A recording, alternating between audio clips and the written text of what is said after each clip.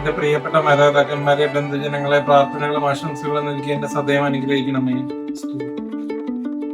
ജോസൂട്ടിന്റെ കാര്യം പറയുമ്പോൾ ഈ കാത്തിയായിട്ടുള്ള ഈ ഒരു അലയൻസ് സ്റ്റാർട്ട് ചെയ്തപ്പോൾ തൊട്ട് ജോസൂട്ടിന് എപ്പോൾ സംസാരിച്ചാലും അതിൽ കാത്തി വരും. അപ്പം എന്തു പറഞ്ഞാലും കാത്തിയുടെ കാര്യം പറഞ്ഞാൽ ഞങ്ങൾ ഓരോ കാര്യങ്ങൾ തുടങ്ങാം. ജോസൂട്ടിനെ കളിയാക്കി തുടങ്ങി, അവിടെ നിന്ന് തുടങ്ങിയ പിന്നെ അവരുടെ ഒരു കുട്ടിത്വം, രണ്ടുപേരും ഒരു കുട്ടിത്വമുള്ള ടൈപ്പ് ആൾക്കാരാണ്.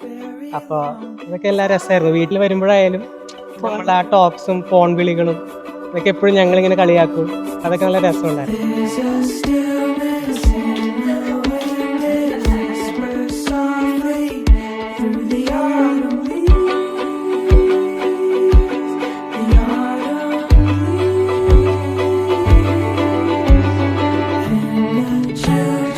കാത്തി was more like my twin sister. എല്ലാവരും ഞങ്ങൾ സെയിം ആയിരുന്നു. പെരമിക്ക് ഭയങ്കര എളുപ്പമായിരുന്നു.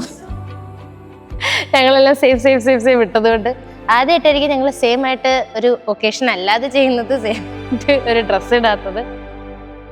ഫണ്ണ, ക്യൂട്ടാ, കഴിക്കത്തില്ല.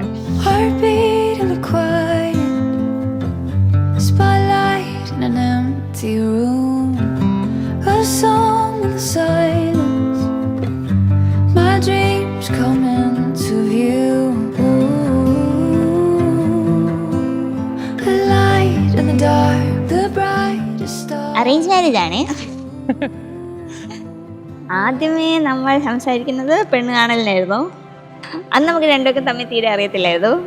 വലിയ സിമിലാരിറ്റീസ് ഒന്നും തോന്നിയിട്ടില്ല, പക്ഷെ സംസാരിക്കാൻ ഭയങ്കര എളുപ്പമായിരുന്നു. ഞങ്ങൾ രണ്ടുപേരും ഇങ്ങനൊരു ക്ലൂലെസ് അവസ്ഥയിലാണ്, കുറച്ച് ബ്ലറാണ്.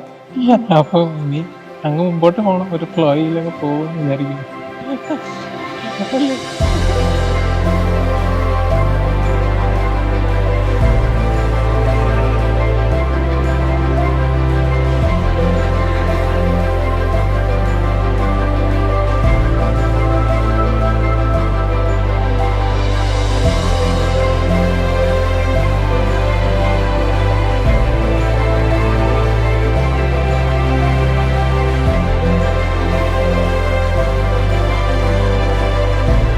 അവനൊരു സിമ്പിൾ ലൈഫ് ലീഡ് ചെയ്യുന്ന ആളാണ്. ഇത്രയും സിമ്പിൾ ആയിട്ടുള്ള ഒരു പേരനെ തന്നെ അവനിപ്പോൾ കിട്ടിയിരിക്കുന്നു. അതേ രീതിയിൽ ചിന്തിക്കുന്ന, അതേ രീതിയിൽ തന്നെ എല്ലാ കാഴ്ചപ്പാടുള്ളൊരു കുട്ടീനെ കിട്ടിയിരിക്കുന്നു.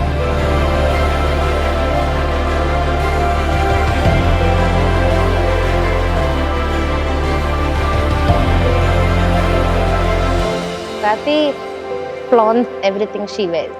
അടിപൊളിയല്ലേ? ജോസിനെ ഇഷ്ടമായി എന്നൊക്കെ പറഞ്ഞപ്പം അത് ഭയങ്കര സന്തോഷത്തോടെ പറഞ്ഞു. ആദ്യം എന്നെ വിളിച്ചിട്ട് പറഞ്ഞു കല്യാണം ആലോചിക്കുന്നുണ്ട്, കല്യാണം നോക്കുന്നുണ്ട്. അതൊക്കെ ഇങ്ങനെയൊക്കെ ഇൻട്രസ്റ്റ് ഇല്ലാത്ത പോലെയായിരുന്നു. പക്ഷെ ജോസിനെ കണ്ടപ്പോൾ കാത്തി വീണ്.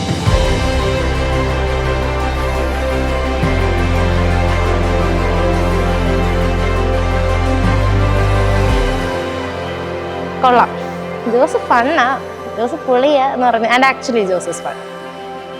അവർ ഹാപ്പി ആയിരിക്കും എന്തായാലും.